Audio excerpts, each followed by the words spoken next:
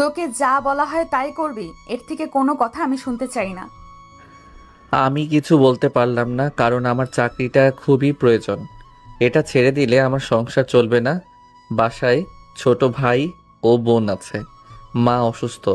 তাই বাধ্য হয়ে গ্যারেজ থেকে গাড়িটা বের করে এনে বাসায় চলে যাই।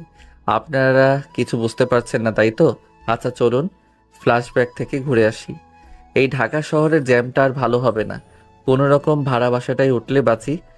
সবার মতো যদি আমার কপালটাও এমন ভালো হতো। যাক, ওসব কিছু সময়ের মধ্যে বাসায় এসে শুয়ে পড়ি। সকাল 5:40 ঘড়ির অ্যালার্মের শব্দে ঘুম ভেঙে গেল। ঘুম থেকে উঠে উঁচু করে ফজরের নামাজ আদায় করে নিলাম। তারপরে আবার একটু শরীরটা এলিয়ে দিলাম বিছানায়। 7:30 দিকে বিছানা ছেড়ে উঠে ফ্রেশ হয়ে রান্নাঘরের দিকে পা বাড়ালাম। রান্নাঘরে গিয়ে একটা ডিম ভাজি করলাম, আর কালকে রাতের ভাত ছিল, তাই একটু খেয়ে নিলাম। তারপরে সকাল 10টার পরে আবার ঠিকমতো ফ্রেশ হয়ে একটা সাদা শার্ট, কালো রঙের প্যান্ট আর কালো শু পরে বেরিয়ে পড়লাম। উদ্দেশ্য হলো, একটা কোম্পানিতে চাকরির খবর পড়েছিলাম খবরের কাগজে। সেখানে ছোট্ট একটা পদে কাজের জন্য ইন্টারভিউ দিতে যাচ্ছি, সেই জন্য এসব পড়লাম। নয়তো সব সময় এমনই একটা গেঞ্জি আর প্যান্ট পরে থাকি। ইন্টারভিউ 11টার পরে হবে, সেজন্য তেমন তাড়া নেই আমার। একটা রিক্সা ডেকে সেটাতে উঠলাম আর অফিসের ঠিকানা দিলাম। সে তার মন মতো রিক্সা চালাতে লাগলো। ও সরি, আমার পরিচয় তো দেওয়া হলো না। যদিও আমার ডাকনাম ঈশান, বন্ধুরা তাই ডাকে। তবে আমার নাম মোহাম্মদ সাব্বির আহমেদ। নামটা পুরাতন, তাই না?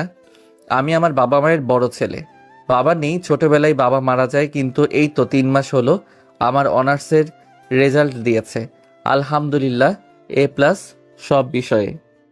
আমার ছোট একটা ভাই ও বোন আছে, আর আমার পরিবারের সবাই আমার থেকে অনেক দূরে থাকে, কারণ আমি ঢাকাতেই থাকি। গতকাল ঢাকায় এসেছি কুড়িগ্রাম থেকে। এই যা, পরিচয় দিতে দিতে চলে এসেছি অফিসের সামনে। পরে আস্তে আস্তে আরও জানতে পারবেন। আপাতত এইটুকুই থাকুক। আমি রিকশার ভাড়া মিটিয়ে অফিসের ভেতরে প্রবেশ করলাম। 6 তলা বিশিষ্ট ভবন। এটা বোঝাই যাচ্ছে অনেক বড়, দামি এবং ভালো মানের কোম্পানি। ভেতরে যেয়ে দেখি অনেক লোক বসে কাজ করছে তাদের নিজ ডেস্কে। কয়েকটা ডেস্ক খালি আছে, ভাগ্যটা সাথে থাকলে হয়তো একটাই আমি বসতে পারবো।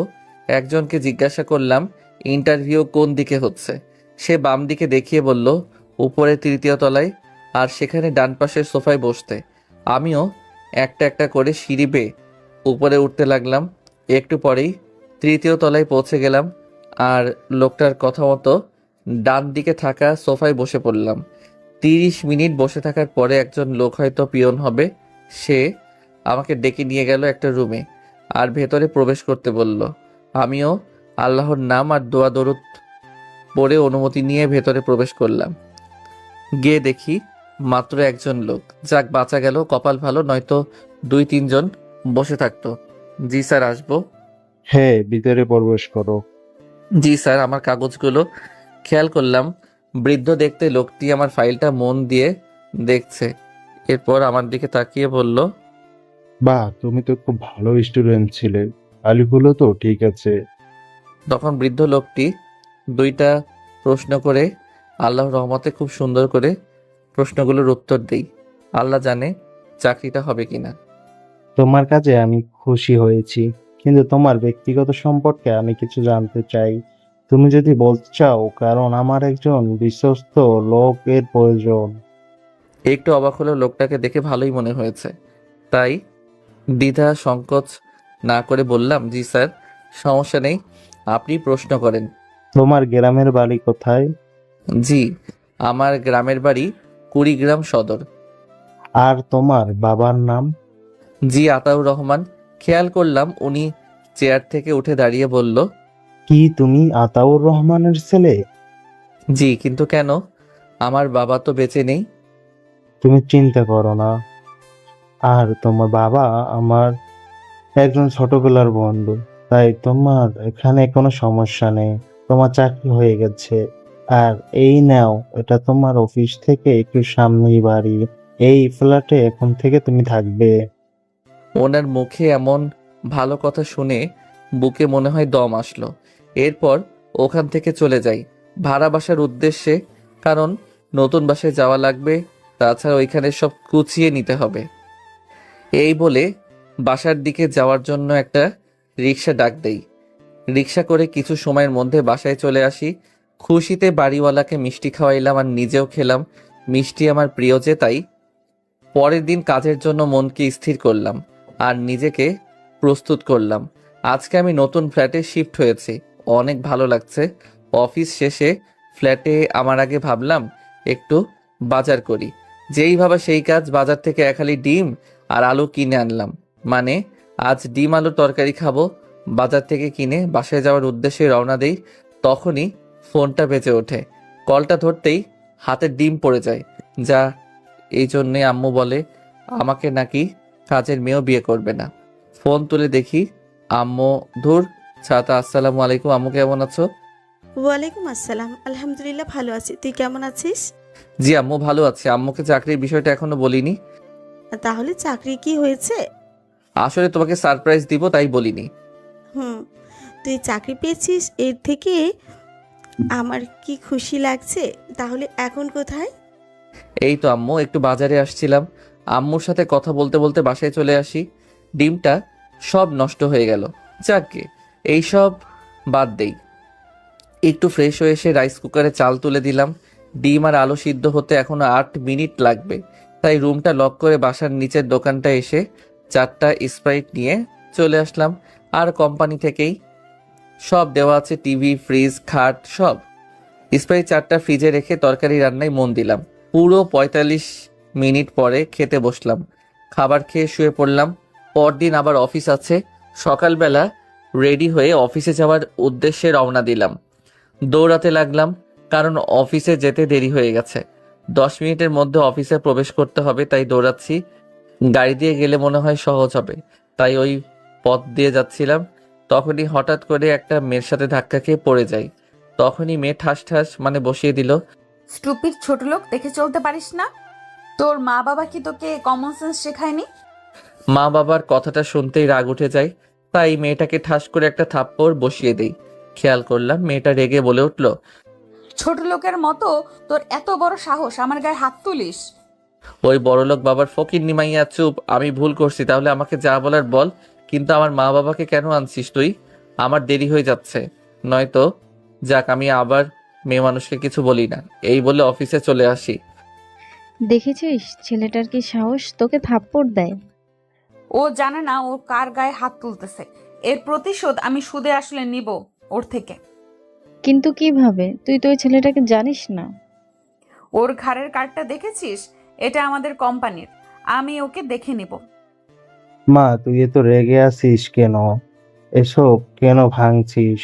কি হয়েছে বল আমাকে। ওর সাহস কি করে হয় আমার গায়ে হাত তোলার? কার এত বড় সাহস যে তোর গায়ে হাত তুলে? একবার বল, আমি ওকে পুলিশে দেব। তোমার কিছু করা লাগবে না, আমি করব। আর হ্যাঁ, কালকে সবাইকে বলে দিবে এখন থেকে আমি অফিসে যাব। অফিসে গিয়ে নিজের ডেস্কটা খুঁজে পাচ্ছিলাম না, এদিক ওদিক খুঁজছিলাম। তখনই আরেকটা মেয়ের সাথে ধাক্কা লাগে, কিন্তু মেয়েটা কিছু বলল না। মেয়েটা আমাকে দেখে হেসে বলে উঠল, আপনাকে এখানে আগে কখনো দেখিনি। জি, আমি নতুন জয়েন হয়েছি। খেয়াল করলাম মেয়েটা ড্যাব ড্যাব করে আমার দিকে তাকিয়ে আছে। তখন আবার বলল, ওই যে চাচাকে বললে দেখিয়ে দেবে। আর আমার নাম নেহা। আপনি? পরে বলবো। এটা বলে আমি ওখান থেকে চলে আসলাম আর পিয়ন চাচার থেকে আমার ডেস্কটা দেখে নিলাম। সেখানে যেয়ে বসলাম। মেয়েটার কথা মনে পড়ল। ও সরি, ওর নাম তো নেহার। ব্যবহারও ভালো, অন্য মেয়েদের মতো বদ মেজাজি না। আমি বসে কাজ করছি, তখনই দেখলাম মেয়েটা আমার কাছে এসে বলল, এই যে আপনি, কিন্তু আপনার নামটা বললেন না। জি, ঈশান। ও আচ্ছা, তাহলে কাজ কাম কেমন চলছে?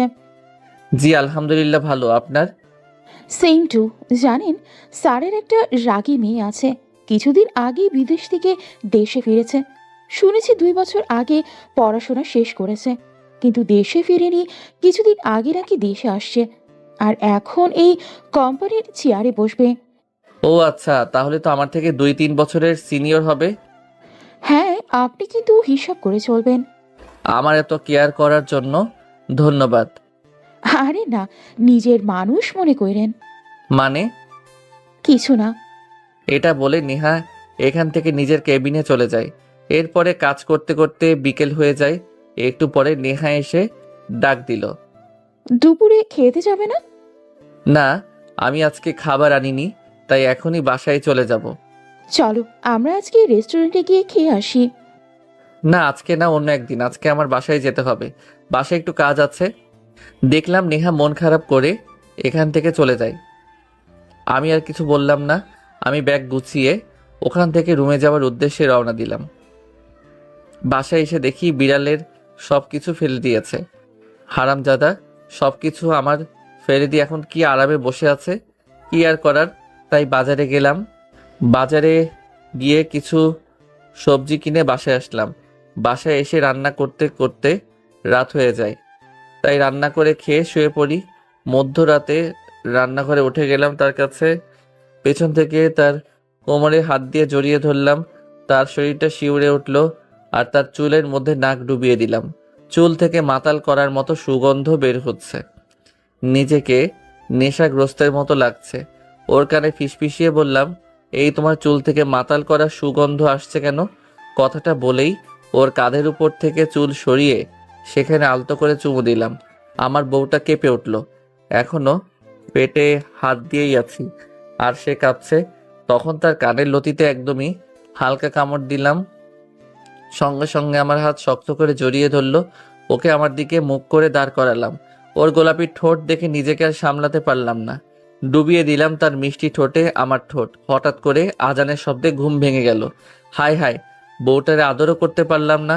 কত সুন্দর ছিল স্বপ্নটা। ইস রে, মিস করলাম আদরটা। বিছানা ছেড়ে উঠে ভালো মতো ফ্রেশ হয়ে অজু করে নামাজ আদায় করে নিলাম। আজকেও খাওয়া দাওয়া করে একটু আগেই বেরোলাম ফ্ল্যাট থেকে। অফিসে গিয়ে দেখি সব কিছু সাজাচ্ছে।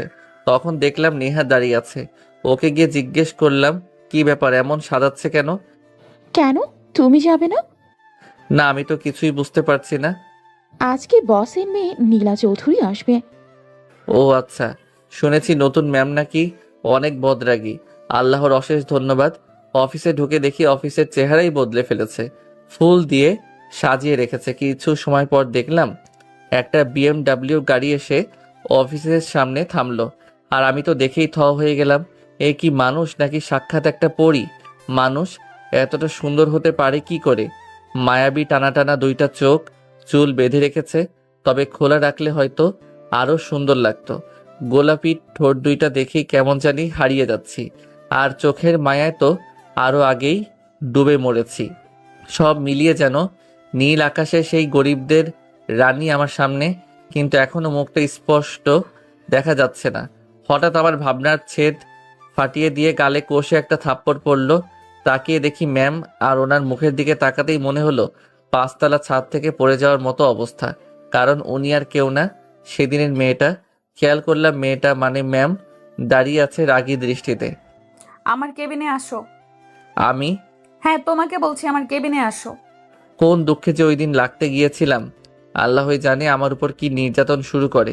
যে ডেঞ্জারাস মেয়েরে বাবা। ম্যামের পিছু পিছু যাওয়ার পরে রুমে ঢোকার আগে নেহা বলল, কি ব্যাপার ম্যাম, এত রেগে আছে কেন?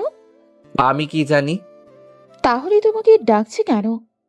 সেটাও ভিতরে প্রবেশ করলে বলা যাবে কেন ডাকছে। কি আর করার, কেবিনের ভিতরে প্রবেশ করতেই ম্যাম রাগী গলায় বলে ওঠে, জি আসুন। বাহ, কি সুন্দর কথা বলছে। মনে হয় কথার প্রেমে পড়ে যাব। এমন ভাবে কথা বললেই হবে? মিসা এসব ভাবছি, কারণ এত সুন্দর করেও ডাকিনি ডাইনি একটা। আমি তো ম্যাডামকে দেখে অবাক হলাম। অনেক সুন্দর দেখতে তিনি। টানা টানা চোখ, তার ঠোঁটে হালকার উপর লিপস্টিক। তার ঠোঁট এমনি সুন্দর, তার উপর আবার লিপস্টিক। অনেক সুন্দর লাগছে দেখতে। দেখলাম তিনি একটা জিন্স প্যান্ট পরেছে, সেই রকম দেখতে লাগছে ম্যাডামকে। তারপর খেয়াল হলো ম্যাডাম তো আমাকে ডেকেছেন। যদি দেখে আমি তাকিয়েছিলাম তাহলে আমার চাকরি নক আউট। তখন ম্যাডাম কি যেন ফাইল দেখছিলেন। আপনার নামটা যেন কি? জি, ঈশান আহমেদ।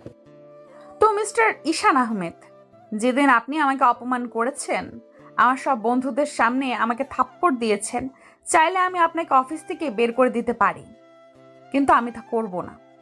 আপনাকে দেখাবো আমার সাথে লাগার ফল কি হতে পারে। কিন্তু আমি তো। তোকে যা বলা হয় তাই করবি, এর থেকে কোনো কথা আমি শুনতে চাই না। চলুন গল্পে ফেরা যাক। আজকে সারাদিন অনেক কাজ করেছি, তাই শরীরটা খুবই ক্লান্ত। তখনই হাতের ফোনটা বেজে ওঠে। ফোনটা রিসিভ করতে ওপাশ থেকে আম্মু বলে ওঠে, বাবা কেমন আছিস? জি আম্মু, আলহামদুলিল্লাহ। তোকে একটা কথা বলতাম। হ্যাঁ বলো আম্মু। আসলে আমার ওষুধটা শেষ, কিনতে হবে। আচ্ছা, আমি তোমাকে টাকা পাঠিয়ে দিচ্ছি। 2 মাস বাড়িওয়ালার ছেলেকে পড়িয়েছিলাম, ওই টাকাটা বিকাশে ছিল, ওটা আম্মুকে পাঠিয়ে দিয়ে শুয়ে পড়ি, কারণ সকালবেলা অফিসে যেতে লেট হলে কি শাস্তি দেয় আল্লাহ জানে। রুমে এসে প্রজেক্টগুলোর কাজ করছিলাম, তখনই আব্বু প্রবেশ করে। মা, তোকে একটা কথা বলবো। হ্যাঁ বলো আব্বু। দেখ মা, তোর বয়স হয়েছে, তোর মা যদি বেঁচে থাকতো তাহলে এসব নিয়ে আমাকে চিন্তা করতে হতো না। তোর তো বয়স হয়েছে, এমবিএ করেছিস, আমি চাই তুই এবার বিয়েটা করে নে। দেখো আব্বু, আমি যতদিন না নিজে মনের মতো একজনকে পাবো, এর আগে কখনোই আমি অন্য কাউকে বিয়ে করতে পারবো না। আব্বু আর কিছু বলল না। এখান থেকে নিজের রুমে চলে যায়। আমি ল্যাপটপ অফ করে শুয়ে পড়ি। সকালবেলা রেডি হয়ে অফিসে যাওয়ার উদ্দেশ্যে রওনা দিই। আজকে আগে অফিসে চলে আসি। যাক, এখনো ডাইনি ম্যামটা অফিসে আসেনি। আমি নিজের ডেস্কে এসে বসে আছি, কারণ রাতে বাকি কাজগুলো করে ফেলেছি। তখনই দেখি নেহা আমার কেবিনে আসে হাতে কফি নিয়ে। তখন নেহা আমার হাতে একটা কফি দিয়ে বলতে লাগলো, সারাদিন তো কাজ করছো, একটু সময় তো দাও। মানে? সময় মানে? না, বলছি নিজেকে সময় দাও। ইস, কি বলতে কি বলে ফেলেছি, কিভাবে সামলাই প্রথম ক্রাশ বলে কথা। ও আচ্ছা, আমি আর নেহা হেসে কথা বলছি, এর মধ্যে কখন যে রাগী ম্যামটা অফিসে চলে আসে বুঝতে পারিনি। তখনই পিয়ন এসে ডাক দিল। ম্যাম তার কেবিনে ডাকছে। আমি তো ভয়ে আদমরা হয়ে গেছি। আল্লাহ জানে এখন কি অত্যাচার করে ভিতরে প্রবেশ করতেই। কারো কেবিনে প্রবেশ করতে যে অনুমতি নেওয়া লাগে সেটাও কি ভুলে গেছেন? Sorry ma'am. আমার মুখের উপর কিছু ফাইল মেরে বলল, এসব কি? কেন ম্যাম, ফাইল? সেটা তো আমিও দেখছি। তোমাকে কি এইখানে রোম্যান্স করার জন্য বেতন দেওয়া হয়? কই না তো, আমি তো একটু। আমার মুখে মুখে কথা বলিস, ছোট লোকের বাচ্চা। দেখুন ম্যাম, আমাকে যা বলার প্রয়োজন বলেন, কিন্তু প্লিজ আমার বাবা মাকে কিছু বলবেন না। চল, আমি এখন পার্লারে যাব, গাড়ি বের কর। কিন্তু না থাক, কিছু বললাম না। যদি আবার কিছু বলি তাহলে মুখে আরেকটা লাগাবে। তাই কিছু না বলে চুপচাপ করে গাড়ি বের করতে চলে যাই। কিছু সময় পর দেখলাম নীলার বান্ধবীদের নিয়ে গাড়ির সামনে আসে। তখন নীলা বলে ওঠে, তোরা তো ভালো করে জানিস এই নীলা চৌধুরী কি করতে পারে, আর একবার আমার সাথে লাগতে আসলে আমি তার সর্বনাশ করে দেই। এটা বলে সবাই হাসতে লাগে। আমি কিছু বললাম না, কারণ চাইলেই মুখের উপর অনেক কিছু বলা যায়, কিন্তু আমার চাকরিটা প্রয়োজন। ছোট ভাই ও বোনের দায়িত্ব আমার উপর। তাই এক মনে গাড়ি চালাচ্ছি। একটা সময় গাড়িটা পার্লারের সামনে এসে থামে। তখন গাড়ি থেকে নেমে নীলার এক বান্ধবী বলে, হ্যাঁ, তুই পারিসও বটে। আমি মাথা নিচু করে নিলাম, কারণ এখন যদি টাকা না নেই তাহলে এত মানুষের সামনে আমাকে অপমান করবে নীলা। বেশ কিছু সময় পর নীলা সহ ওর সব বান্ধবীরা বের হয়। তখনই কোথা থেকে কিছু ছেলে এসে নীলা ও ওর বান্ধবীদের হাত ধরে বলতে লাগলো, দোস্ত দেখ, মায়াগো একদম আগুন, আমার তো এক্ষুনি বাসর করতে ইচ্ছে করতেছে। খেয়াল করলাম ছেলেগুলো এসে নীলার হাত ধরলো আর বলল, সুন্দরী, তোমাকে আমার ভালো লেগেছে, চলো আজকে তোকে আমরা করব। বেয়াদব, তুই জানিস আমি কে? আমি হচ্ছি নীলা চৌধুরী। কি ও চৌধুরী বংশের মেয়ে? ওর বাবার সাথে আমাদের পুরনো দিনের হিসাব বাকি আছে, আজ সব হিসাব আমি তোর থেকে তুলে নিব। হা হা হা হা। এই, তোরা দাঁড়িয়ে আছিস কেন? মালটাকে গাড়িতে তোল। আমি কিছু বলছি না। আমি দেখেও না দেখার মতো অন্য পাশ হয়ে দাঁড়িয়ে আছি। ওর বেশি অহংকার, তাই না? এখনো টাকা পয়সা ওর জীবন বাঁচাক। একটু আগে যে মেয়েটা আমাকে অপমান করেছে সেই মেয়েটা আমার কাছে এসে বলতে লাগলো, ভাইয়া প্লিজ নীলাকে বাঁচান না, নয়তো ওই ছেলেগুলো নীলার সর্বনাশ করে ফেলবে। কেন আমি বাঁচাতে যাব?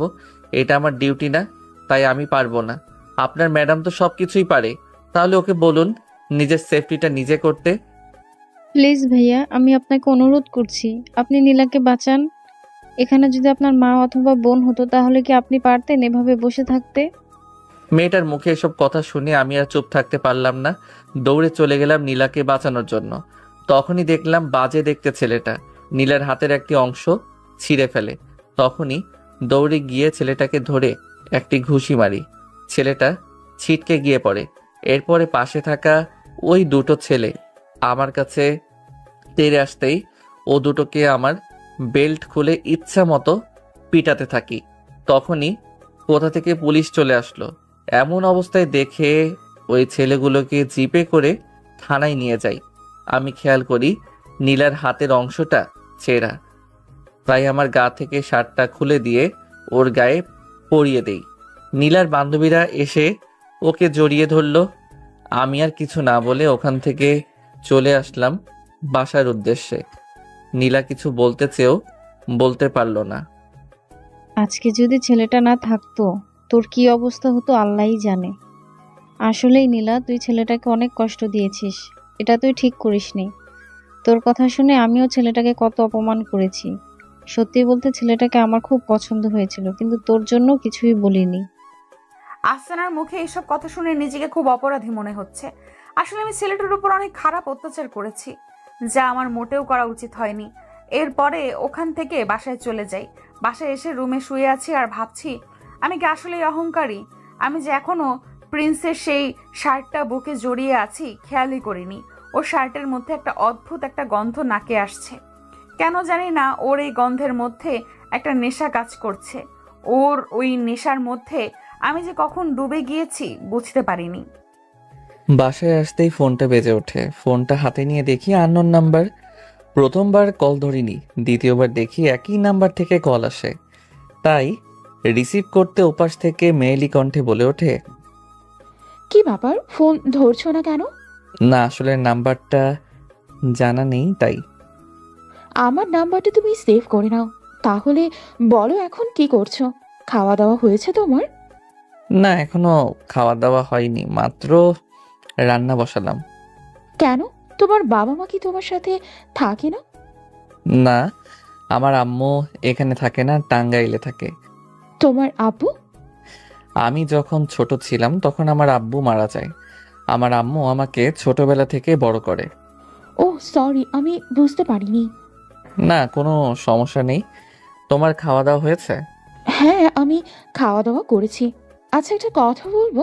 হ্যাঁ বলো, কি কথা বলবে? আচ্ছা, তুমি যদি কিছু মনে না করো তাহলে কি আমি তোমার বাসায় এসে তোমাকে রান্না করে দেব? না না একদম প্রয়োজন নেই। তুমি একটা মেয়ে আর আমি একটা ছেলে, তুমি যদি আমার বাসায় আসো তাহলে অনেকে অনেক কথা বলবে।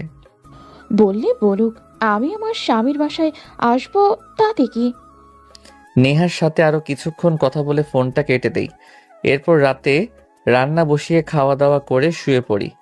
সকালে ঘুম থেকে উঠে রেডি হয়ে অফিসে যাওয়ার উদ্দেশ্যে রওনা দিই। একটু সময় পর অফিসে চলে আসি। অফিসের সামনে আসতেই দেখি নেহা দাঁড়িয়ে আছে। মনে হচ্ছে আমার জন্য অপেক্ষা করছে। কাছে যেতেই বলে উঠল, কেমন আছো? এই তো আলহামদুলিল্লাহ, তুমি? আমি খেয়াল করলাম নেহা ড্যাব ড্যাব করে আমার দিকে তাকিয়ে আছে। ওকে যে আমি একটা কথা বলছি তার কোনো হুঁশ নেই। তখনই আমি হাতের একটা তালি দিয়ে বললাম, কি ব্যাপার, তুমি কোথায় হারিয়ে গেলে? কই, কোথাও না তো। তোমার চোখের মধ্যে কেমন জানি একটা মায়া কাজ করে। আমি জানি না তোমার এই চোখের মধ্যে বারে বারে কেন যে ডুবে যাই। আমি পারছি না তোমাকে আমার মনের কথাগুলো বলতে। ভয় হয় তুমি যদি আমাকে মেনে না নাও। আবার কোন চিন্তার মধ্যে তুমি ডুবে গেলে? আরে বাদ দাও এসব, আজকে আমি তোমার সাথে কিছু কথা বলবো। আচ্ছা ঠিক আছে, যা বলার বলো। অফিসে বাইরে, এখানে না। আমি আর নেহা কথা বলছিলাম, হঠাৎ করে দেখলাম ম্যাম চলে আসে। দেখলাম নীলা আমাকে আর নেহাকে একসাথে দেখে কেমন জানি চোখ বড় বড় করে ওখান থেকে নিজের কেবিনে চলে যায়। একটু পর শিয়ন এসে আমাকে ডাক দিয়ে বলল, আমার ডেস্কটা এখান থেকে সরানো হয়েছে। আমার ডেস্কটা ম্যামের সাথে দেওয়া হবে। আমি কিছুই বুঝতে পারছি না এমনটা কেন করছে। আমার কেন রাগ হচ্ছে? ও যদি অন্য কোনো মেয়ের সাথে কথা বলে আমার কেন এত রাগ হয়? আমি কি ওকে তাহলে সত্যি ভালোবেসে ফেলেছি? আমি কেন ওকে অন্য মেয়ের সাথে দেখলে সহ্য হয় না? একটু সময় পর পিয়ন এসে বলল আমাকে ম্যাম ডাকছে। তাই আমি নীলার কেবিনে প্রবেশ করতে নীলা বলে উঠল, তোমাকে যে জন্য ডাকা, তুমি অফিসের মধ্যে ওই মেয়েটার থেকে দূরে দূরে থাকবে। কেন আমি ওই মেয়েটার কাছ থেকে দূরে দূরে থাকবো কেন? কেন মানে? আমি যা বলেছি তাই শুনবে, এছাড়া আর বাড়তি কোনো কথা বলবে না। আর তোমার ডেস্কটা আমার সাথে দেওয়া হয়েছে, তুমি এখন থেকে আমার পাশে বসবে। আর চলো, আমরা এখন বেরোবো, গাড়ি বের করো। আমি আর কিছু বললাম না, চুপচাপ করে গাড়ি বের করলাম। গাড়ি বের করতেই নীলা সামনে এসে বসলো। নীলা কখনো আমার পাশে বসে নেই, আজকে হঠাৎ করে আমার পাশে এসে বসলো। আমি কিছুই বুঝতে পারলাম না। তখন আমি বলে উঠলাম, বলেন ম্যাম, এখন কোথায় যাব? দেখো, প্রথমত তোমাকে বলছি, তুমি আজ থেকে আমাকে ম্যাম বলা লাগবে না, তুমি আমার নাম ধরে ডাকবে। সেটা কি কথা? আপনি হচ্ছেন আমার অফিসের মালিক, আর আমি আপনাকে ম্যাম বলবো না তো এটা কি শোভা পায়? কোনটা ঠিক কোনটা ভুল সেটা আমি বুঝবো। তোমাকে বলেছি, তোমাকে যা বলেছি তুমি তাই বলবে। এখন চলো সামনে শপিং মলে। একটা সময় পর একটা বড় শপিং মলে আসে। তখন নীলা গাড়ি থেকে নেমে শপিং মলে যাওয়ার জন্য বলে। আমি যাব না বলা সত্ত্বেও আমাকে জোর করে শপিং মলে নিয়ে যায়। এরপরে আমার গায়ের অনেকগুলো জামা দেখতে লাগে। তখন আমি নীলার উদ্দেশ্যে বলি, আপনি এসব কি করছেন? তুমি চুপ করো, তোমাকে যা করতে বলছি তুমি তাই করো। তুমি এখানে সুন্দর করে দাঁড়িয়ে থাকো। এই বলে নীলা অনেকগুলো জামা আমার গায়ের কিনে নেয়। এরপরে আবার শপিং মল থেকে বের হয়ে গাড়ি করে অফিসের সামনে চলে আসি। এর মধ্যে অফিস ছুটি হয়ে যায়। হাতে ফোনটা নিয়ে দেখি নেহা অনেকগুলো কল করেছে। তখন গাড়ি থেকে নামতেই নীলা বলে ওঠে, এই নাও এসব, আগামীকাল পরে আসবে। দেখুন ম্যাম, আপনি বড়লোক, আমি গরিব। তাই বলে যে আপনাকে আমি একটা সাহায্য করেছি, তাই বলে বিনিময়ে আপনি আমাকে এসব দিবেন? আমরা গরিব হতে পারি, কিন্তু স্বার্থপর আর লোভী না। আসলে প্রিন্স, তুমি যা ভাবছো তা না বিষয়টা। আসলে সত্যি বলতে আমি তোমাকে ভালোবেসে ফেলেছি। দেখুন ম্যাম, এসব নাটক আমার সাথে করবেন না। আমি আপনার মতো অহংকারী মেয়েকে ভালোবাসা তো দূরের কথা কখনো ভাবতেও পারি না। আমি জানি আপনি আবার নতুন করে আমাকে অপমান করার জন্য এসব নাটক সাজাচ্ছেন, তাই না? আমি নীলাকে আরো অনেক কথা বলে ওখান থেকে বাসায় চলে যাওয়ার উদ্দেশ্যে রওনা দেই। আসার সময় খেয়াল করি নীলার চোখের কোণে পানি। আমি কিছু বললাম না, আমি বাসায় চলে আসি। বাসায় এসে দেখি ভাত রান্না করা আছে, তাই ডিম ভাজি করে ভাত খেয়ে গোসল করে নেই। গতকাল রাতে ঘুমটা ভালো মতো হয়নি, তাই বিকেলের দিকে শুয়ে পড়ি। হঠাৎ করে সন্ধ্যার দিকে আমার ফোনটা বেজে ওঠে। কলটা রিসিভ করতে ওপাশ থেকে বলে উঠল, বাবা, তুমি কোথায় যাচ্ছ? আরে আঙ্কেল, আমি তো এখন বাসায় আছি। বাবা, তুমি যত তাড়াতাড়ি সম্ভব তুমি আমার বাসায় চলে আসো। নীলা জানি কেমন করছে, আমার তোমার সাথে কিছু বলার প্রয়োজন আছে। আমি কিছুই বুঝতে পারছি না নীলার কি হয়েছে, তাই তাড়াতাড়ি করে নীলার বাসায় যাওয়ার উদ্দেশ্যে রওনা দিলাম। একটু সময় পরে নীলার বাসায় চলে আসি। বাসায় এসে দেখি নীলার আব্বু ড্রয়িং রুমে বসে আছে। আমাকে দেখে আমার হাত ধরে বলতে লাগলো, বাবা, কখনো আমি কারো কাছে কিছু চাইনি, কিন্তু আজকে আমি তোমার কাছে একটা কিছু চাইবো। তুমি আমাকে ফিরিয়ে দিও না। বলো তো, আমার কথাটা রাখবে? আঙ্কেল, আপনি আমার বাবার মতো, তাই আপনি আমাকে যা বলবেন আমি আপনার কথা অবশ্যই শুনবো। দেখো বাবা, তুমি আমার মেয়েটাকে ভালো করেই জানো। আমার মেয়েটা কিন্তু রাগী, কিন্তু ওর মনটা ভীষণ ভালো। ছোটবেলায় ওর মা মারা যায়, ছোট থেকে আমি ওকে বড় করি অনেক কষ্টে। আমার মেয়েটা যখন যা চায় আমি ওকে তাই এনে দিয়েছি। আমার মেয়েটা তোমাকে পছন্দ করে, তাই আমি চাই তুমি আমার মেয়েটাকে বিয়ে করো। ওনার কথা শুনে আমি যেন আকাশ থেকে পড়লাম।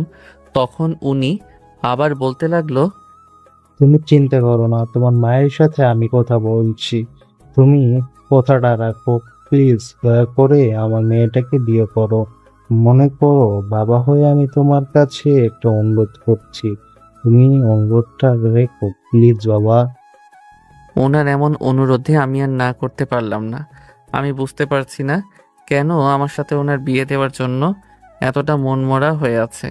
সেদিনই কাজী ডেকে আমার আর নীলার বিয়ে দিয়ে দেয়। নীলা বাসর ঘরে বসে আছে বউ সেজে। আমি ছাদে দাঁড়িয়ে আছি, কি করব বুঝতে পারছি না। কি থেকে কি হয়ে গেল এইসব চিন্তা করছি। এখন আর এসব ভেবে কি লাভ, যা হওয়ার তা তো হয়ে গিয়েছে। কিন্তু আমি এখনো নীলাকে আমার স্ত্রী হিসেবে মানতে পারছি না, কারণ নীলা আমার সাথে যে অন্যায় করেছে, ওকে তার শাস্তি না হওয়া পর্যন্ত আমি ওকে কোনোদিনও মেনে নিব না। কিছুক্ষণ পর আমি ছাদ থেকে নিচে নেমে বাসর ঘরের ভিতরে প্রবেশ করতে দেখি নীলা বেনারসি সাজে খাটের উপরে বসে আছে। আমাকে ভিতরে প্রবেশ করতে দেখে ও সামনে গিয়ে আমার পা ধরে সালাম করতেই আমি পা সরিয়ে নিই। তুমি আমার সাথে এমন কেন করছো? আমি তো তোমার স্ত্রী। দেখো, এই বিয়েতে আমার একদমও মত ছিল না। আমি জানি তুমি তোমার বাবাকে বলে আমাকে বিয়ে করেছো। তুমি আমাকে যদিও জোর করে বিয়ে করো, তুমি কখনো আমার থেকে তোমার স্বামীর অধিকারটা পাবে না। আমি কখনো তোমাকে আমার স্ত্রীর অধিকারটা দিব না। আমি জানি আমি তোমার সাথে অনেক অন্যায় করেছি। তুমি আমাকে দয়া করে ক্ষমা করে দাও। না, তোমার অন্যায়ের কোনো ক্ষমা হয় না। আর হ্যাঁ, তোমাকে দ্বিতীয়বার বলছি, তুমি কখনো আমার কাছ থেকে স্বামীর অধিকার ফলাতে আসবে না। এটা বলে খাটের উপর শুয়ে পড়লাম। আর হ্যাঁ, একটা কথা, এসব কথা যেহেতু তোমার বাবা না জানে, আমার শরীরটা খুব ক্লান্ত লাগছে, তাই আমি ঘাটে এসে শুয়ে পড়লাম।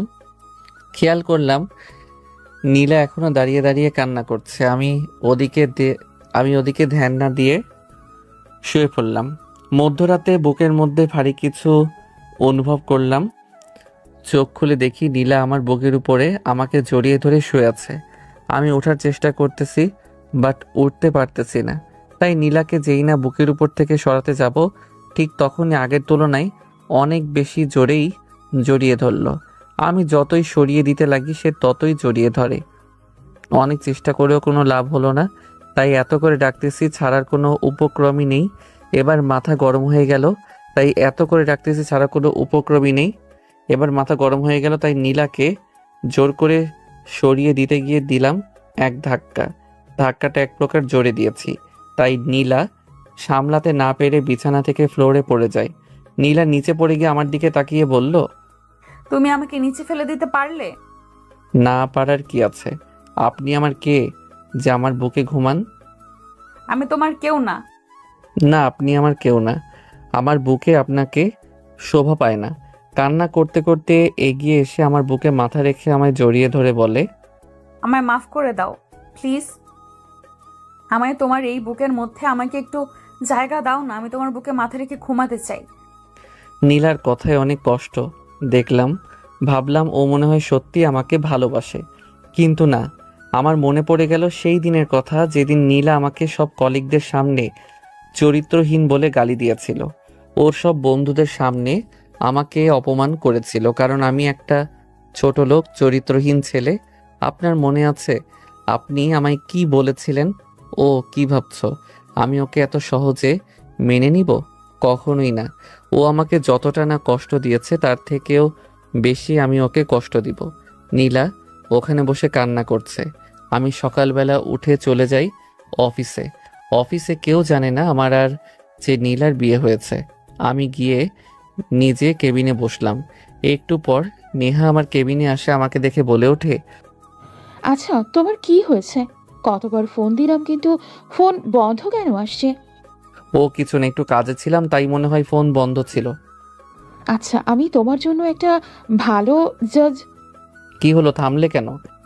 না, ওকে আমার পরিচয়টা দেওয়া যাবে না, কারণ ও যদি জানে আমাকে ভুল বুঝবে। ও কিছু না বলছিলাম, এই জবটা কেন করছো? আমার এই জবটা খুবই প্রয়োজন তাই করছি। আচ্ছা চলো না, আজকে বাইরে গিয়ে খেয়ে আসি। তখনই পিয়ন এসে আমাকে ডাক দিল। স্যার ওনার কেবিনে আমাকে ডাকছে। আমি ওখান থেকে সোজা স্যারের কেবিনে যাই। তখন স্যার আমাকে দেখে বলে ওঠে, প্রিন্স কেমন আছো? আর তুমি আজকে দেখি অফিসে চলে আসছো। না আসলে কিছু কাজ ছিল তাই। এসব কাজ পরেও করা যেত। আচ্ছা যাই হোক, তোমার সাথে একটা কথা বলার ছিল। আসলে বাবা, আমার তো বয়স হয়েছে, এখন আমার এসব সম্ভব হচ্ছে না। তাই আমি চাচ্ছি তুমি আর নীলা আমার ব্যবসা দেখাশোনা করো। না স্যার, এখন এসব না, কারণ আমাদের মাত্র বিয়ে হলো। আর আমি যেমন আছি তেমনটাই আমার পছন্দ। আমার আপনার কোনো জিনিসের মধ্যে লোভ নেই। আমি জানি তুমি অন্য মানুষের মতন না। তোমার বাবা যেমন একজন সৎ, ঠিক তুমি ও তেমনি তোমার বাবার মতো হয়েছো। এরপর স্যারের সাথে ব্যবসার কিছু কথা বলে ওখান থেকে চলে আসি আমি। এর সময় হয়ে গিয়েছে। বের হয়ে দেখি নেহা এখনও দাঁড়িয়ে আছে আমার জন্য। অফিসের লাস্ট আমাকে দেখে কাছে এসে বলে ওঠে, কি হলো? এত সময় কি করে? এই তো একটু কাজ ছিল স্যারের সাথে। আচ্ছা ঠিক আছে, চলো আজকে আমরা একসাথে খেতে যাই। না, আসলে আজকে আমার একটু কাজ আছে। সেটা কি কথা? আমি আজকে ভেবেছি আমি তোমার সাথেই খেতে যাব, কিন্তু তুমি বলছো তুমি যাবে না। না আসলে শোনো, এমনিতে তুমি এতদিন ধরে আমার ফোন ধরোনি, তারপর অফিসেও আসোনি। আমি তোমার কোনো কথা শুনতে চাই না।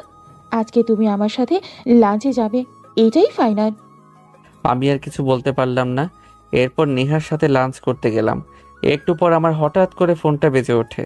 ফোনটা রিসিভ করতে দেখে ওপাশ থেকে একজন মেয়েলি কণ্ঠে বলে ওঠে, হ্যালো, তুমি কি বাসায় আসবে না? আমি তোমার জন্য রান্না করে রেখেছি। বুঝতে আর বাকি রইল না, এটা নীলা। আমি খেতে যাচ্ছি না, আমি বাইরে খেয়ে নিচ্ছি। আসলে তোমার জন্য। নীলাকে আর কোনো কথা বলতে না দিয়ে ফোনটা কেটে দেই। একটু পরে নেহা চলে আসে। এরপর নেহাকে নিয়ে একটা রেস্টুরেন্টে যাই।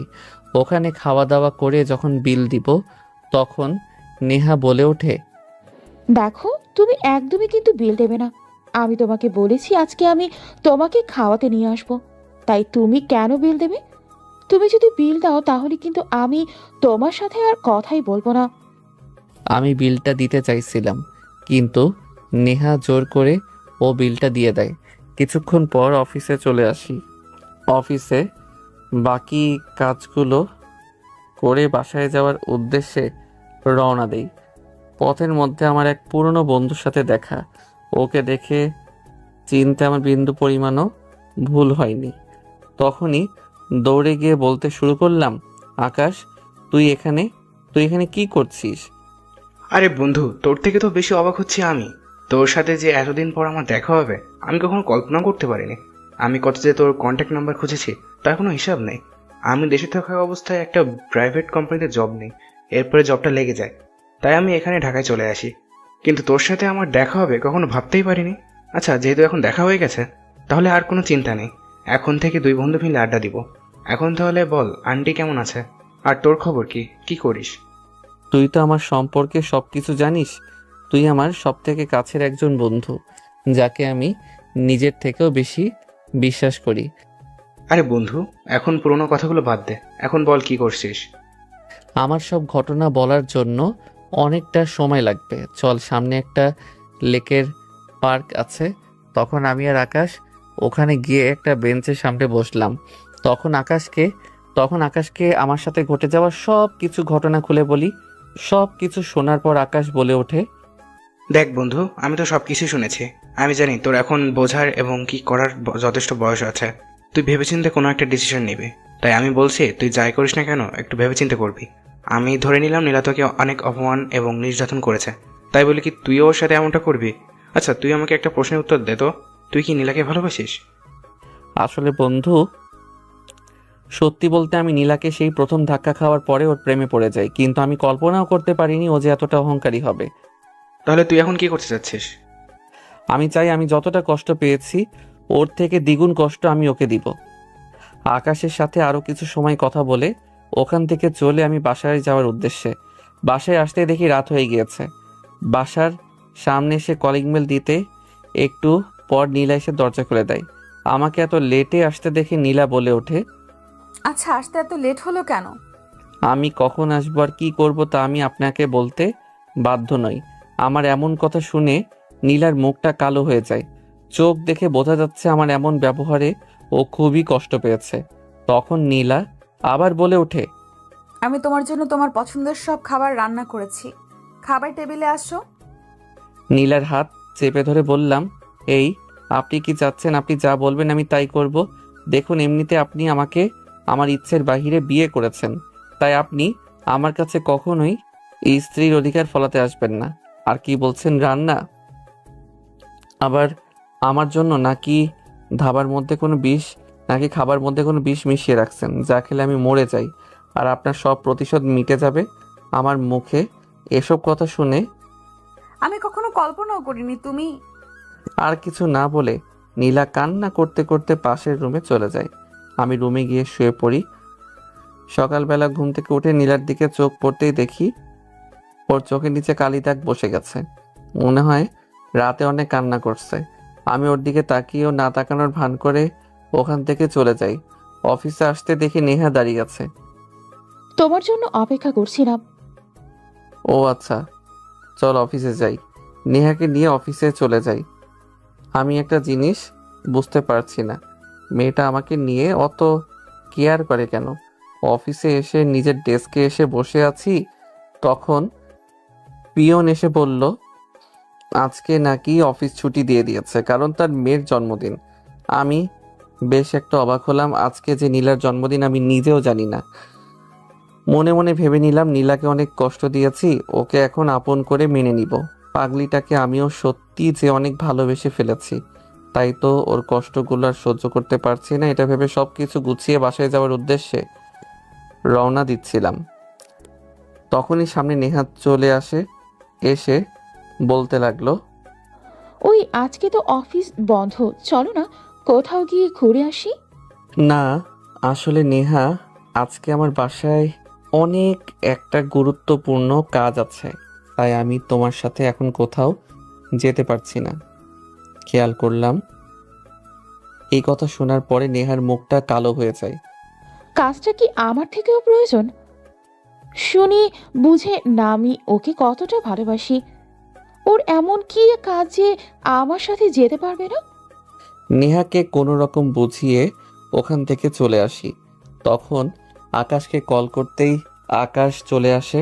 আকাশকে সব কিছু খুলে বলতেই তখন ও বলে ওঠে, দেখ মামা, তুই তো নীলাকে অনেক কষ্ট দিয়েছিস, এখন ভাবছিস মেনে নিবি, তাই তুই এখন কি করতে যাচ্ছিস? তখন আকাশকে আমার স্নানের সবকিছু খুলে বলি।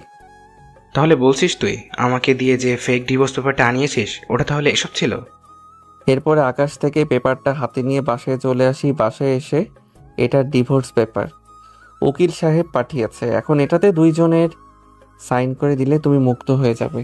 কথাটা শুনে নীলার মুখটা ফ্যাকাশে হয়ে গেল। এই নাও, আমি সাইন করে দিছি, এখন তুমি সাইন করে দিলে হয়। কথাগুলো বলে আমি আকাশের কাছে চলে আসি, কারণ আজকে নীলার বার্থডেতে কিছু কিনতে হবে। আর ওর বাবা পুরো বাড়িটা সাজিয়ে রেখেছে ওর বার্থডেতে। একটু পর ফোনটা বেজে উঠলো। ফোনের দিকে তাকিয়ে দেখি স্যার ফোন করছে। হ্যালো। প্রিন্স, তুমি এখনই হাসপাতালে চলে এসো। কেন স্যার, কি হয়েছে? নীলা, বলুন না, নীলার কি হয়েছে? ও ঠিক আছে তো? জানি না মেয়েটা কেন এমন পাগলামো করলো। সকালে হঠাৎ বাসায় গিয়ে সোজা নিজের রুমে চলে গেল। আমি পেছন থেকে ডাকার পরও একটিবারও আমার কথা শুনলো না।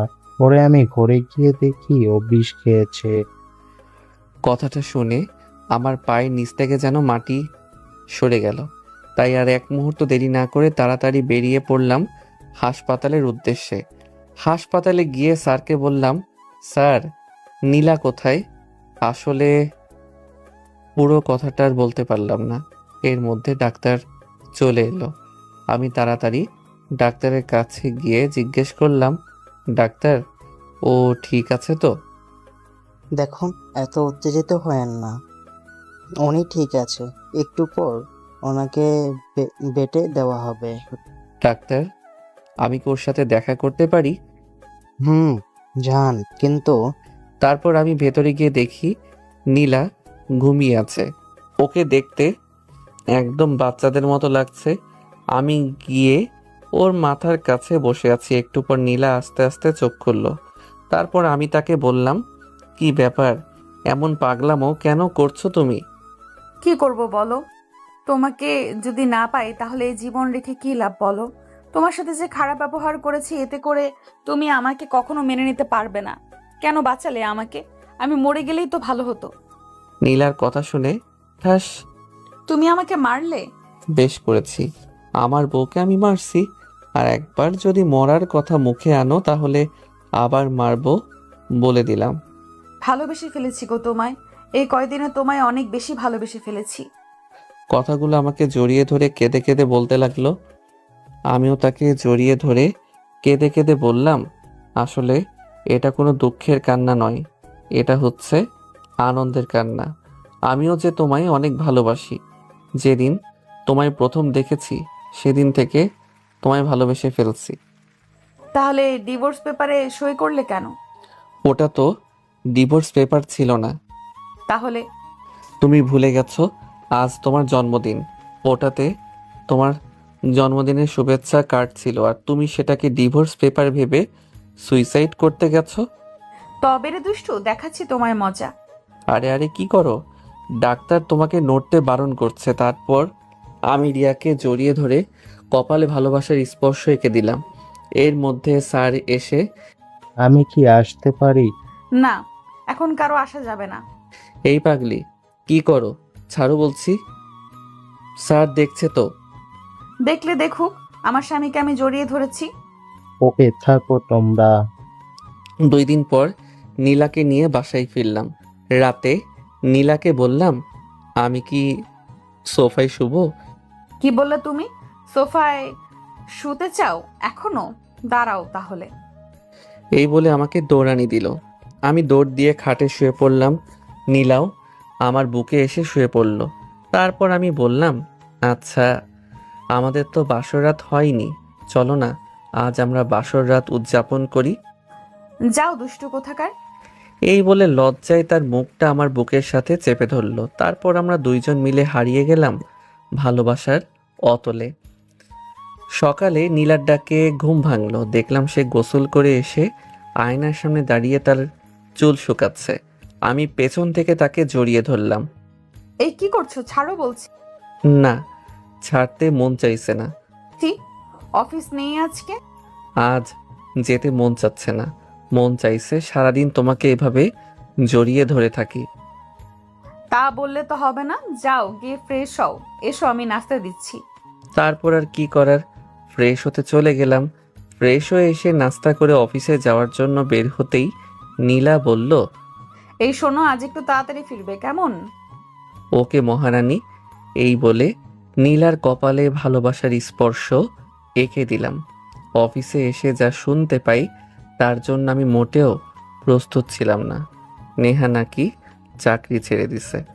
কথা শুনে খুব অবাক হলাম। হঠাৎ কি এমন হলো যার জন্য সে চাকরি ছেড়ে চলে গেছে? এই কথাগুলো ভাবছি, আর এমন সময় দেখলাম নেহা আমার কেবিনের দিকে আসছে। যা শুনেছেন সত্যি শুনেছেন। এইসবের মানে কি? হঠাৎ করে চাকরিটা ছেড়ে দিচ্ছ কেন? আপনার জন্য। আমার জন্য মানে? কি বলছো এসব তুমি? জানেন আমার বাবা কি? আমি কি করে তোমার বাবাকে চিনব? আমি তো তাকে দেখিনি।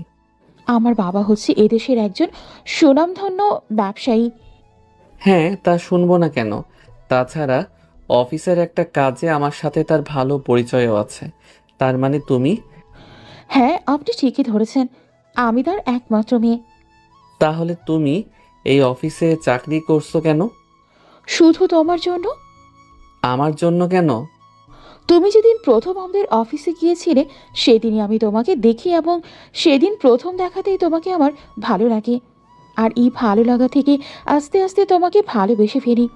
শুধু তোমায় একটি নজর দেখার জন্যে, তোমার ভালোবাসার টানে এই অফিসে তোমার সহকারী পদে চাকরি করি।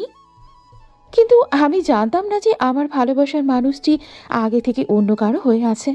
যখন জানলাম তখন নিজেকে শেষ করে দিতে চেয়েছিলাম। যাকে ভালোবাসি তাকে পাবো না যখন, তখন আর বেঁচে থেকে কি লাভ বলো? পরে ভাবলাম আমার ভালোবাসাটা না হয় তোমার আর নীলার মাঝেই বেঁচে থাক।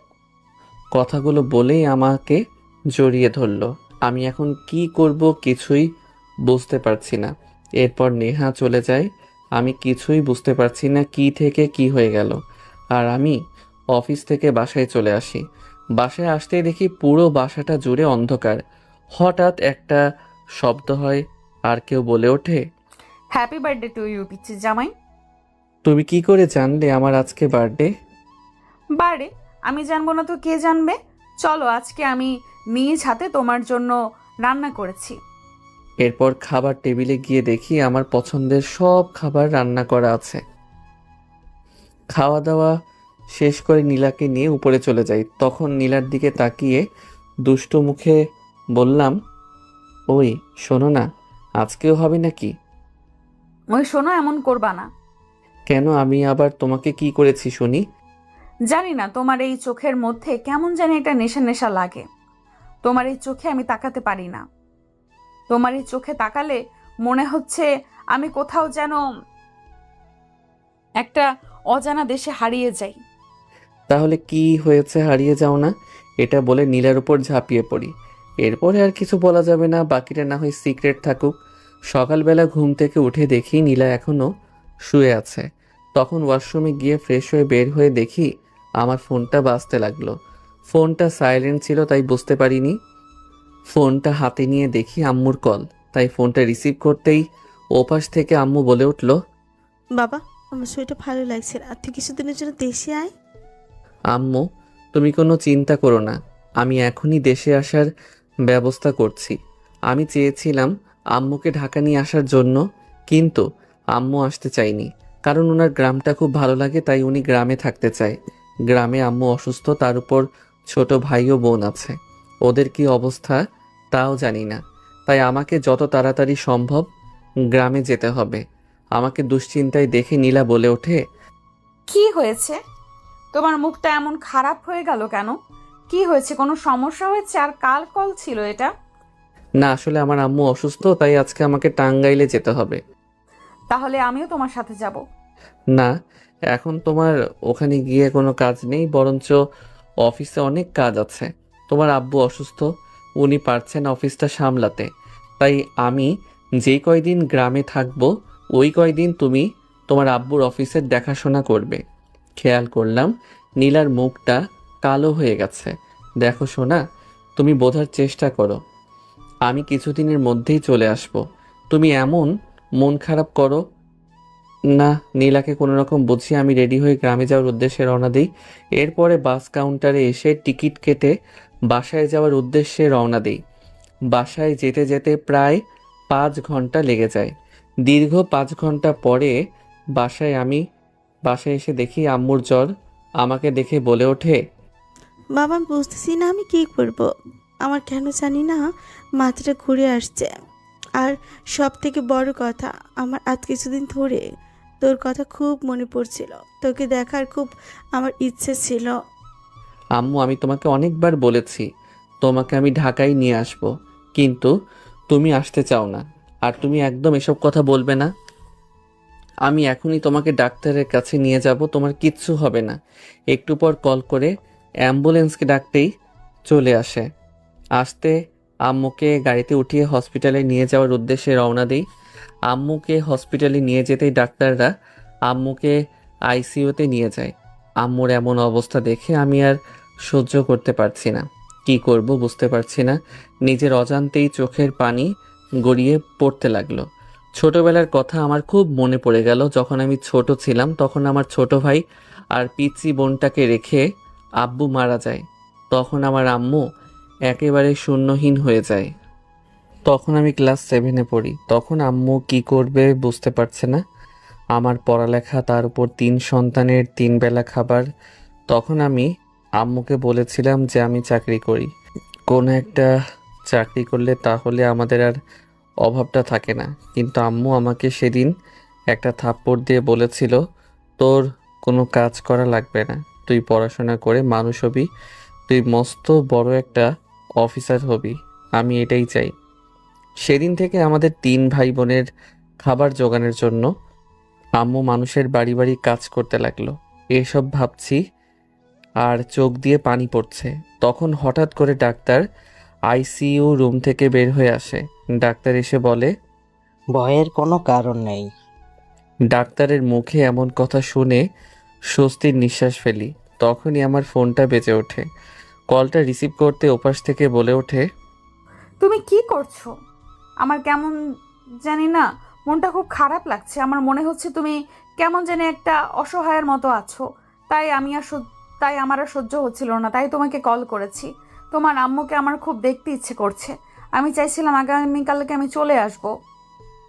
দেখো, তোমার চিন্তা করার এখন প্রয়োজন নেই, আর তোমার এখন আশা লাগবে না। আম্মু আপাতত এখন সুস্থ আছে, ডাক্তার এসে পড়েছে। আম্মুর আর কোনো বিপদ নেই। নীলার সাথে আরও কিছুক্ষণ কথা বলে ফোনটা কেটে দেই।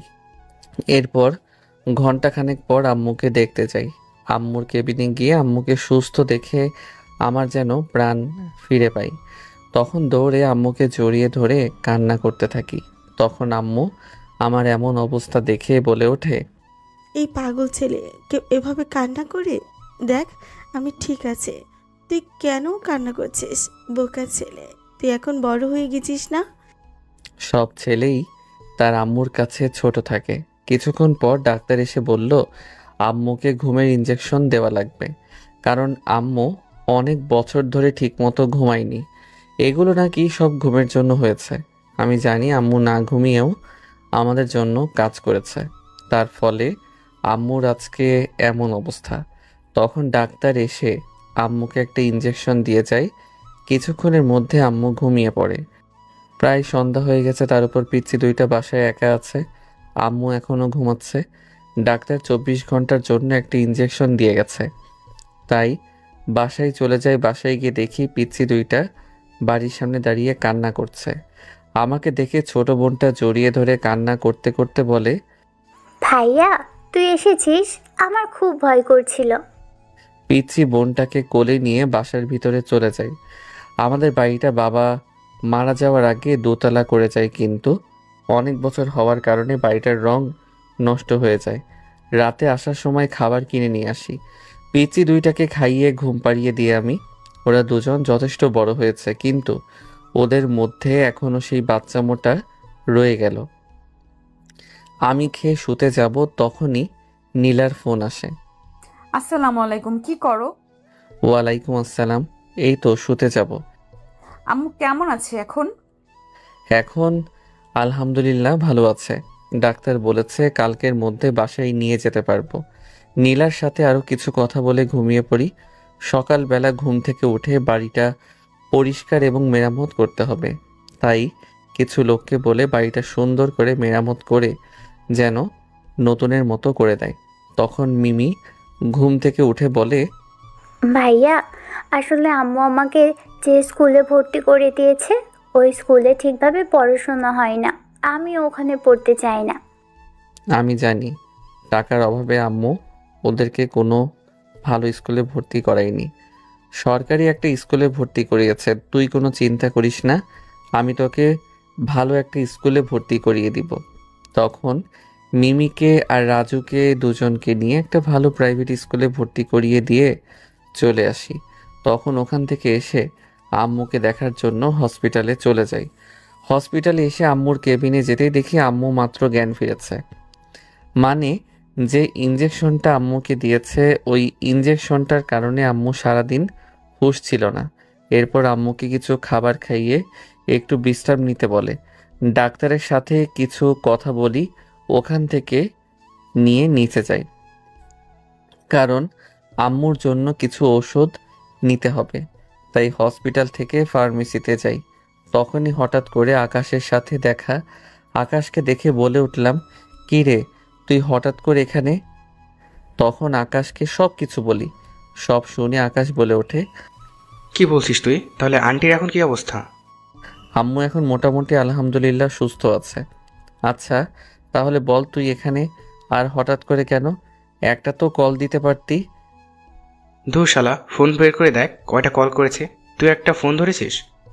আসলে আমার ফুফাতো বোনের সাথে আমার বিয়ে ঠিক হয়েছে, কিন্তু তোকে জানানোর জন্য অনেকগুলো কল দিয়েছে, কিন্তু তুই তো একটাও কল ধরিসনি। আসলে অনেক বিজি ছিলাম রে।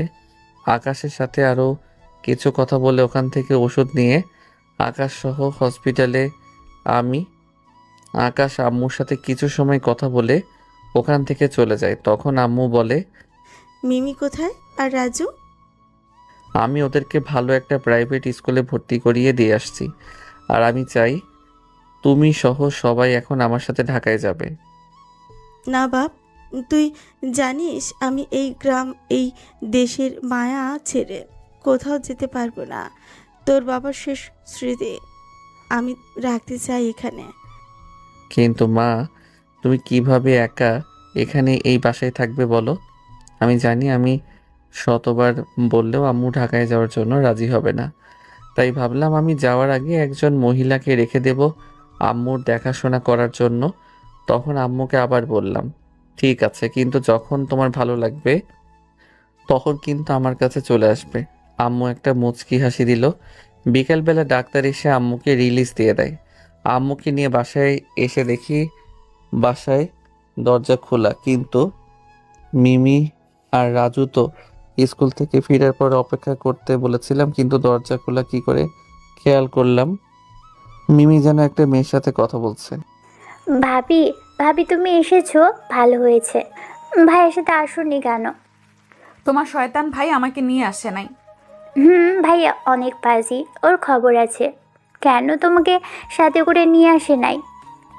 আমি আম্মুকে বাসার সামনে নিয়ে আসতেই দেখি হঠাৎ করে ঘুমটা দেওয়া একটা মেয়ে আম্মুর সামনে এসে আম্মুকে পা ধরে সালাম করলো। আমি মেয়েটার দিকে তাকিয়ে অবাক হয়ে যাই, কারণ মেয়েটা আর কেউ না, নীলা। কিন্তু ও কি করে আমাদের বাসা চিনলো? তখন দেখি নীলার বাবা বাসায় থেকে বের হয়ে আসে এখন কেমন অবস্থা বেআইন আপনার? আর বলে, আম্মুর ও চিনতে আর বাকি রইলো না, উনি যে আমার শ্বশুর আর ও হচ্ছে নীলা। তখন আম্মু বলে, আরে মা, তোমার সালাম করা লাগবে না। তুমি হচ্ছে আমার মেয়ের মতো। তুমি আমার সবসময় বুকে থাকবে। জি বেয়াই, আলহামদুলিল্লাহ ভালো আছি এখন। আমি কিন্তু আজ এক্ষুনি ঢাকা চলে যাব, কারণ আমার একটা মিটিং আছে। এত দূর থেকে আসলে আর কিছু না খেয়ে চলে যাবেন? তো কি হয়েছে, যেহেতু এটা মেয়ের শ্বশুর বাড়ি, তাহলে এমন না যে আসবো না, অবশ্যই এসে আপনার হাতে রান্না খেয়ে যাব। আর হে প্রিন্স, আমার বাসায় এত গাড়ি, একটা গাড়ি নিয়েই তো এলে পারতে। নীলার বাবা এটা বলে আমাকে বিদায় জানিয়ে ওখান থেকে গাড়ি করে ঢাকায় চলে যায়। তখন আম্মু বাসার ভিতরে প্রবেশ করে। তখন নীলা আমার কাছে এসে আমার শার্টের কলার চেপে ধরে বলে ওঠে, এই শয়তান কয়টা কল দিয়েছে, একটা কলও রিসিভ করেছিস? আসলে আমি খেয়াল করিনি। এটা না তো অন্য কিছু, সঠিকভাবে বলো, নয়তো কিন্তু তোর খবর আছে। নীলাকে জড়িয়ে ধরে বললাম, সত্যি সোনা? সত্যি তো? সত্যি, 3 সত্যি। আচ্ছা চলো তাহলে। কোথায় যাব? আমার শ্বশুর বাড়ি। তোমার শ্বশুর বাড়ি কোথায়? দূর ছাতা, তোমার সাথে কথা নাই। তখন আমিও বাসার ভিতরে প্রবেশ করি। বাসায় এসে খাওয়া দাওয়া করে নিজের রুমে গিয়ে দেখি নীলা মুখ কালো করে একপাশে বসে আছে। আমার ছাগলিটা কি রাগ করেছে? একদম কাছে আসবে না। আমি কারো কিছু হই না, কেউ আমাকে একদম ভালোবাসে না, তাই একদম আমার কাছে আসার চেষ্টা করবে না। আমার পাগলিটা কি রাগ করেছে? আচ্ছা ঠিক আছে মহারানী, আমি সরি। আচ্ছা বলো, তোমার রাগ ভাঙানোর জন্য কি করতে পারি? একটা শর্তে তোমাকে মাফ করে দিতে পারি, যদি তুমি আমাকে কোলে নিয়ে ছাদে যেতে পারো তাহলে। তুমি যে মোটা, তোমাকে আমি কোলে নিলে মনে হয় আমাকে আর কিছু বলতে না দিয়ে আমার বুকে চেপে ধরে আমার বুকে অনেকগুলো কিল ঘুষি মারতে মারতে বলতে লাগলো, তবে রে আমি মোটু না, তুই মোটু, শয়তান ফাজিল খচ্চর ছেলে কোথাকার। কি আর করার, মহারানী যেহেতু জেদ করেছে তাহলে তো কোলে নিতে হবে। তাই কোলে নিয়ে ওকে ছাদে নিয়ে গেলাম। নীলাকে কোলে নিয়ে ছাদে নিয়ে গেলাম। কোল থেকে নামিয়ে বললাম, মনে হচ্ছে একটা আটার বস্তা নিয়েছি। কি বললি তুই? আল্লাহ, শুনে ফেললো নাকি? কই, না না তো, আমি তো কিছু বলি নাই। আমি মনে হচ্ছে কিছু শুনেছি, তুমি আমাকে কিছু বলছো। আরে না, ধুর। দেখো চাঁদটা কি সুন্দর, কিন্তু জানো তো, আমার এই মায়াবতীটার মতো না। নীলা আমার এমন কথা শুনে লজ্জায় মুখ লুকালো। নীলার বুকে মাথা রেখে শুয়ে আছি। প্রিয় মানুষটার বুকে মাথা রেখে শোয়ার যে একটা প্রশান্তি পাওয়া যায়, সেই প্রশান্তিটা পৃথিবীর কোনো জিনিসের বুকে পাওয়া যায় না। এই শোনো, কি বলো? আমার না খুব ইয়ে খুব ভালো লাগে। ইয়েটা আবার কি? তুমি বোঝো না বুঝি? বুঝলে কি জিজ্ঞেস করতাম, বলো। আরে আমার লজ্জা লাগছে। ওরে আমার সিনিয়র লজ্জাবতী বউরে। যা শয়তান, এমন রোমান্টিক ভাবে কেউ বলে? আমার না মানে একটা বেবি লাগবে। কি সেটা আবার কি? আমি নিজেও তো একটা বাচ্চা। আসছে নিজেকে বাচ্চা দাবি করতে। শয়তান নিজেই তো কয়দিন পরে বাচ্চার বাবা হবে, আবার বাচ্চা হওয়ার দাবি করো, তাই না? আচ্ছা, একটা কিনে আনবো। বাচ্চা কিনবে মানে? বাচ্চা কি বাজারে পাওয়া যায় যে কিনবে? তাহলে কোথায় পাবো? আমি তো জানি না, কারণ আমি ছোট মানুষ। তুমি ছোট, তাই কিছুই জানো না। দাঁড়াও, তোমাকে দেখাচ্ছি কিভাবে জানতে হয়। এই বলে নীলা আমার শার্টের কলার চেপে ধরে রুমে নিয়ে গেল। দরজা বন্ধ করে আমার সামনে এসে থাক।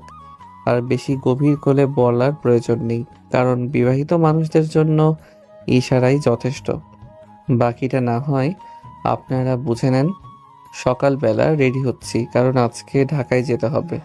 আম্মুকে জড়িয়ে ধরে নীলা অনেক কান্না করেছে, কারণ এই কয়দিনের মধ্যে নীলা তার পুরনো দিনের মাকে খুঁজে পেয়েছে। যাওয়ার সময় আম্মু বলল, আমার মেয়েটার ঠিক মতো খেয়াল রাখবি, ওর যেন কোনো সমস্যা না শোনে। আর আমার যখন ভালো লাগবে আমি তোদের কাছে আসব। মিমি আর রাজু মন খারাপ করে বসে আছে। ফিরে যাব দেখে ওদেরকে ঢাকায় নিয়ে যাব। যখন আম্মুর ঢাকায় যাওয়ার ইচ্ছা হবে তখন একসাথে সবাইকে নিয়ে যাব। এরপর সবাইকে বিদায় জানিয়ে ওখান থেকে ঢাকা যাওয়ার উদ্দেশ্যে রওনা দেই। নীলার বাবা আগে থেকে গাড়ি পাঠিয়ে রেখেছিল। বাসায় আসতে আসতে দুপুর হয়ে যায়, তাই খাওয়া দাওয়া করে একটু রেস্ট নেওয়ার জন্য শুয়ে রইলাম, কারণ শরীরটা খুব ক্লান্ত লাগছিল। তাই নীলা আর কিছু বলল না। নীলা নিচে চলে গেল। প্রায় ঘন্টাখানিক পরে হঠাৎ করে ফোনটা বেজে ওঠে। ফোনের শব্দ শুনে ঘুমটা ভেঙে যায়। ফোনটা হাতে নিয়ে দেখি আকাশ কল করেছে, তাই কলটা রিসিভ করতেই ওপাশ থেকে আকাশ বলে ওঠে, হ্যাঁ প্রিন্স, তুই এখন কোথায় আছিস? কেন রে? আমি তো কেবল ঢাকায় আসলাম, তুই কি এখনো গ্রামে? না, আমি গতকাল ঢাকায় এসেছি। তোকে বললাম না, আমার ফুফাতো বোনের সাথে আমার বিয়ে ঠিক হয়েছে, তাই আমরা বিয়েটা ঢাকায় করছি। তাই তোকে আর ভাবিকে আসতে হবে আজ সন্ধ্যায়। কিন্তু চুপ শালা, তোকে আসতে বলেছি ব্যাস, আর কিছুই জানতে চাই না, ঠিক আছে? এই বলে কলটা কেটে দেয় আকাশ। সন্ধ্যাবেলা রেডি হচ্ছি, কারণ আকাশের সাটিতে যেতে হবে। আমি রেডি হয়ে নীলার জন্য অপেক্ষা করছি, কিন্তু মহারানীর এখনো আসার নামই নেই। আমি বুঝি না মেয়েরা এত সাজে কি করে। তখনই দেখে নীলা একটা গোলাপি রঙের শাড়ি পরে নিচে নামছে। নীলাকে দেখে যেন আমি চোখ ফেরাতে পারছি না। মনে হচ্ছে এক অপরূপ রমণী আমার সামনে আসছে। ওর ওই মায়াবী চোখে তাকিয়ে যেন কোনো অদৃশ্য রূপে হারিয়ে গেছি। তখনই নীলার ডাকে ঘোর কাটে। এই মিস্টার, এত সময় ধরে কি দেখেন? জানি না রমণী কি আছে তোমার ওই চোখে। যদি বারে বারে হারিয়ে যাই তোমার চোখের নেশায়, তাহলে বলো আমি কি করে ফেরাই, আর কি করি বা নিজেকে সামলাই। থুর, কি বলো? আমার লজ্জা লাগে না? এই বলে নীলা মুখ লুকালো।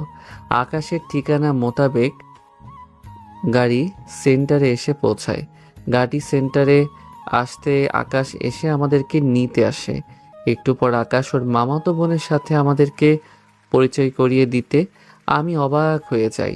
আমার থেকে বেশি অবাক নীলা হয়, কারণ আকাশের মামাতো বোন আর কেউ না, নীলার বেস্ট ফ্রেন্ড আফসানা। তখন আফসানা বলে ওঠে, নীলা, তুই তুই এখানে এসেছিস? আমি তোকে কত কল করেছি, কত ফোন দিয়েছি, এবং কি আমি তোদের বাসায় পর্যন্ত গিয়েছি, কিন্তু তোকে পাইনি। আমি তো ভেবেছি আমার বিয়েতে তুই মনে হয় আর আসবিই না। আসলে আমার ফোনটা যাওয়ার সময় হারিয়ে গিয়েছিল, কিন্তু আমি বুঝিনি। তোর বিয়ে ঠিক হয়ে গেছে, কিন্তু তোর বিয়ে তো ঈশানের বেস্ট ফ্রেন্ডের সাথে ঠিক হয়েছে, আমি কখনো জানতে পারিনি। তার মানে আকাশ ভাইয়া হচ্ছে দুলাভাইয়ের বেস্ট ফ্রেন্ড? দূর শয়তান মাইয়া, এখন কি তোর ভাইয়া আছে নাকি? এটা বলা মাত্র সবাই হেসে ওঠে। নীলা ওর বান্ধবীদের সাথে কথা বলছে, তাই আমি ওখান থেকে একটু দূরে এসে আকাশের সাথে কথা বলছি। তখনই আকাশের একটা ফোন আসে। ফোনটা রিসিভ করে আকাশ বলে ওঠে, দোস্ত তুই একটু এখানে ঘোরাঘুরি কর, আমাকে না একটু ওখানে যেতে হবে। এটা বলে আকাশ ওখান থেকে চলে যায়। শালা তুই কি বুঝবি যে সিনিয়র মেয়ে রোমান্টিক কি, তা তো আমি জানি। হঠাৎ করে দেখলাম কেউ আমাকে ডাক দেয়, সুরটা খুব চেনা চেনা লাগছিল, তাই আগ্রহ জেগে সামনে তাকাতেই দেখি আরে এটা তো নেহা। তখন ওর কাছে গিয়ে বলি, আরে নেহা, তুমি এখানে?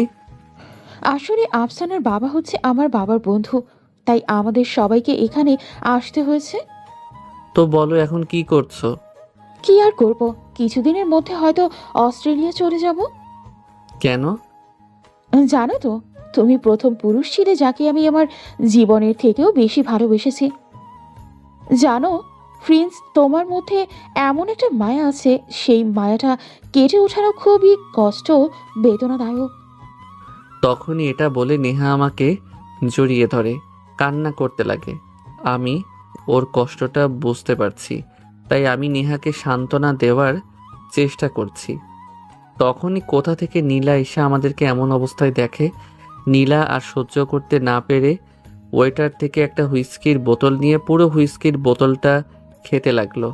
আর আমি দৌড়ে গিয়ে নীলাকে ছোটানোর অনেক চেষ্টা করি, কিন্তু নীলা আমাকে একটা থাপ্পড় দিয়ে পুরো হুইস্কির বোতলটা শেষ করে দেয় আর মাতলামো করতে থাকে। তাই এসব দেখে আমি গাড়ি করে নীলাকে ওখান থেকে বাসায় নিয়ে যাই। তখন নীলা মাতাল অবস্থায় বলে, আমি কি এই অংশে কম বল? তুই আমাকে ছেড়ে অন্য মেয়েকে জড়িয়ে ধরিস, আমি কি দেখতে হট না? নীলা তুমি চুপ করো, আসলে নেহা আমাকে ভালোবাসতো। ও আচ্ছা, তাহলে আমি আমি তোকে ভালোবাসি না, এই মেয়েটা তোর কাছে বেশি ঠিক আছে। যা, আমি তোদের জীবন থেকে সারা জীবনের জন্য চলে যাব। ঠাস ঠাস। আর একটা কথা বললে কিন্তু খবর আছে। নীলা নেশাগ্রস্ত অবস্থায় কান্না করতে করতে বলল, এই এই তুমি আমাকে মারলে? চুপ, একদম কান্না করবে না। একটা বার যদি যাওয়ার কথা বলো তো। কেন বলবো না, বলবো, 100 বার বলবো, এই বলছি।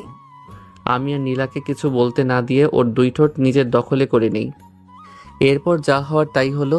1 বছর পর নীলা এখন প্রেগনেন্ট, তাই আম্মু ঢাকা চলে এসেছে। এই সময় নীলার দেখাশোনার খুবই প্রয়োজন। অফিসে এসে বসে আছি, আজকে কেন জানি না সারাদিন নীলার জন্য মনটা কেমন করছিল। অফিসে আসতে মন চাইনি ওকে ছেড়ে, তারপরও মনকে শক্ত করে অফিসে আসছি, কারণ নীলার বাবা এখন এই কোম্পানির একা সামলানো সম্ভব হচ্ছে না। অফিসে বসে ফাইলগুলো চেক করছিলাম, তখনই হঠাৎ করে ফোনটা বেজে ওঠে। ফোনটা রিসিভ করে ওপাশ থেকে বলে ওঠে, প্রিন্স বাবা, তুমি এক্ষুনি ঢাকা হসপিটালে চলে আসো, নীলার অবস্থা ভালো না। নীলার কথা শুনে আমার মনের মধ্যে যেন একটা পাহাড় ভেঙে গড়তে লাগলো। আমি যত তাড়াতাড়ি সম্ভব অফিস থেকে হসপিটালে রওনা দেই। হসপিটালের সামনে আসতে দেখি নীলার বাবা আর আমার আম্মু বসে আছে মাথায় হাত দিয়ে। আমি কাছে যেতেই আম্মু বলে ওঠে, বাবা, তুই আসছিস? নীলাকে ডাক্তাররা অপারেশন থিয়েটারে নিয়ে গিয়েছে। আমার মাথায় কিছুই কাজ করছে না, কি করব। হসপিটালের সামনে মসজিদ, আমি দৌড়ে চলে গেলাম মসজিদে 2 হাত তুলে। আল্লাহ, আমি কখনো তোমার কাছে কিছু চাইনি, কিন্তু আজকে তোমার দরবারে হাত তুলে একটা জিনিস ভিন্ন চাচ্ছি। আল্লাহ, তুমি আমার নীলাকে আমার কাছে ফিরিয়ে দাও। আমার সন্তানকে এই দুনিয়ার মুখ দেখার সেই তৌফিকটা তুমি করে দাও আল্লাহ। এটা বলে আল্লাহ তাআলার কাছে কান্না করতে লাগলাম। প্রায় ঘন্টাখানেক পরে নীলার বাবা এসে বলতে লাগলো, বাবা, নীলের জ্ঞান ফিরেছে, তুমি নীলের কাছে যাও। এই কথা শোনার পরে আমি ছুটে যাই নীলের কাছে। গিয়ে দেখি নীলা আমার বাচ্চার সাথে খেলা করছে। আমাকে দেখে বলে ওঠে, তোমার চোখে এমন কালির দাগ কি করে হলো? ওই কিছু না। জানি, বলা লাগবে না। তুমি আমার জন্য কান্না করেছো। দেখেছো আমাদের বেবিটা তোমার মতো হয়েছে। মোটেও না, একদম তোমার মতো হয়েছে। বললাম না তোমার মতো হয়েছে। আমি বলছি তোমার মতো। যাই হোক পাঠক পাঠিকারা, আপনারাই নিজেরা বলে দেন যে বেবিটা কার মতো হয়েছে।